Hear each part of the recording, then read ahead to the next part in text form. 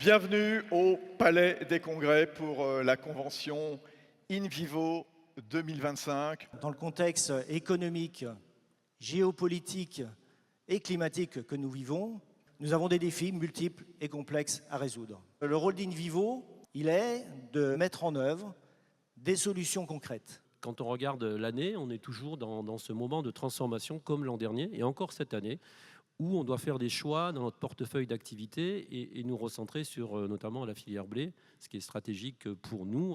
Donc, dans cet environnement complexe, le groupe et ses métiers ont su faire preuve de résilience et aussi de discipline. On peut être donc satisfait de la résilience de nos résultats avec une bonne performance de Soufflet Malte dans un contexte où le marché de la bière marque le pas. On a une marque de fabrique qui est la conception de projets collectifs. Et aujourd'hui, je vous demande, peut-être plus que les autres années, d'être plus attentif à ce qui va se dire, puisqu'en fait, on pose un socle de réflexion qui va nous projeter sur les 10 prochaines années. Ce qui marche, c'est l'organisation des rapports de force dans le monde d'aujourd'hui.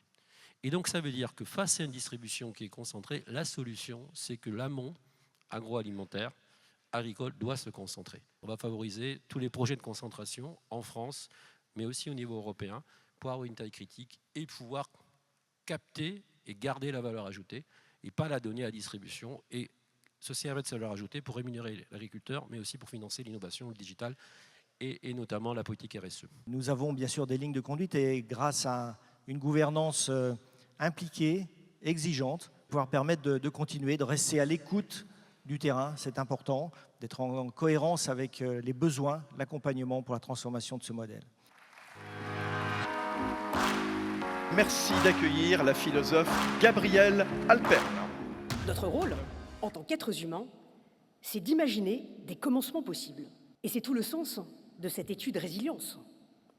Montrer qu'il y a de nouveaux modèles à inventer et une diversité de leviers à saisir. Pour qu'il y ait une véritable résilience du monde agricole, il va falloir imaginer des partenariats inédits, des hybridations nouvelles, comme je les appelle.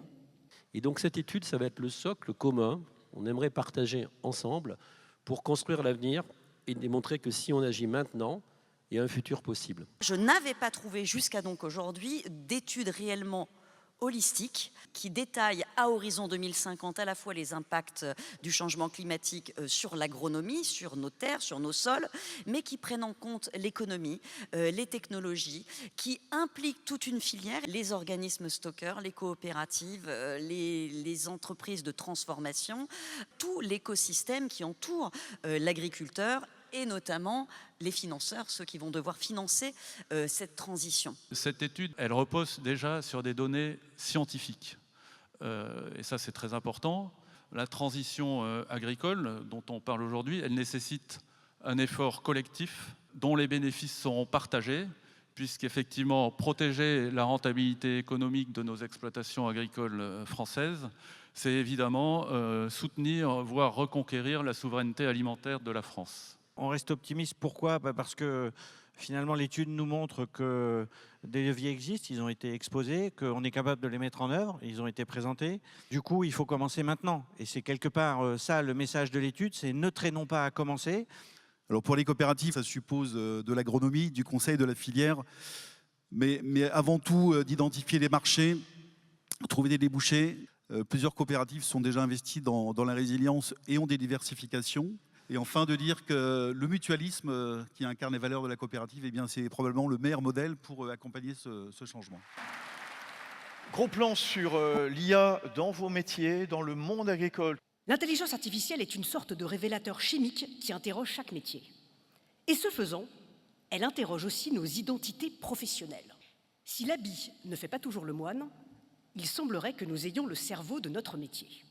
L'IA va changer durablement et profondément nos métiers, nos organisations, même nos marchés. Les facteurs clés de succès vont complètement changer. Et chez In Vivo, on a décidé de ne pas subir cette révolution, mais au contraire d'accompagner l'ensemble des entités du groupe et les collaborateurs à ces changements. Avec l'IA, le groupe In Vivo s'affirme dans l'innovation technologique avec la mise en place de cas d'usage pour optimiser ses processus internes et améliorer l'expérience client pour faire face aux enjeux économiques, environnementaux et sociétaux. Voilà, aujourd'hui c'est un super jour. On dévoile notre nouveau outil qu'on va appeler Multimice. C'est notre plateforme industrielle pour servir à tous les sites de production, pour améliorer la performance, améliorer la qualité, la productivité, tout. Donc aujourd'hui, on voudrait bien capitaliser tout ça. Dans le cœur de cet outil, on a l'IA. On a lancé un assistant IA qu'on a appelé Tour de Plaine sur la partie céréalière ou état de santé du troupeau. C'est des choses, mais vraiment du terrain, mais qui nous font gagner un temps en opération et en transmission de routine qui est essentiel.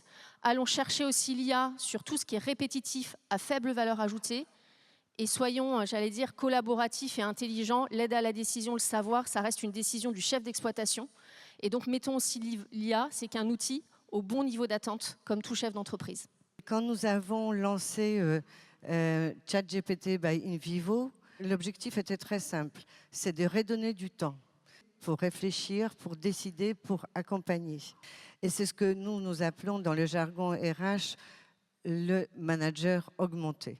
Le manager augmenté, c'est celui qui utilise l'IA pour décider plus vite, mais qui reste profondément humain à l'écoute de ses équipes, de ses clients et du terrain. Philippe Aghion, prix Nobel d'économie 2025. La croissance de long terme provient de l'innovation cumulative où chaque innovateur bâtit sur des innovations qui ont précédé. La deuxième idée, c'est que l'innovation ne tombe pas du ciel, elle est produite par des entrepreneurs qui investissent dans la recherche-développement pour innover parce qu'ils espèrent avoir des rentes d'innovation. Et la troisième idée, c'est la destruction créatrice. Eh bien, les nouvelles innovations remplacent les anciennes technologies. Donc je crois qu'on tient dans nos mains des atouts formidables, des talents que nous avons en France. C'est à nous d'utiliser ces atouts pour conquérir le XXIe siècle. 5 mots à propos de cette convention 2025. Premier, résilience, bien sûr. 2, souveraineté. 3, innovation. 4, gouvernance. Enfin, 5, mobilisation. Je vous donne rendez-vous ici même dans un an pour découvrir avec vous le fruit de ce travail collectif.